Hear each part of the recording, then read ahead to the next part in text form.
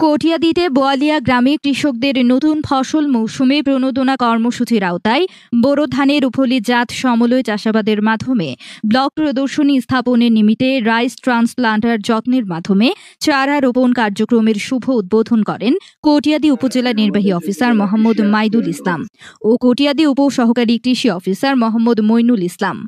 মোহাম্মদ হুমায়ুন কবির, মোহাম্মদ আবু সিদ্দিক, মোহাম্মদ মিজানুর রহমান সহ এই সময় সকল পেশাজীবীর মানুষ উপস্থিত ছিলেন। পরে কৃষকদের মাধ্যমে সার বিতরণ করেন ও কৃষকের জমিতে চাষা শুভ উদ্বোধন করেন কটিয়াদী উপজেলা নির্বাহী অফিসার মোহাম্মদ মাইদুল ইসলাম। তথ্য ও ভিডিও মোহাম্মদ ওয়াহিদ, কিশোরগঞ্জ।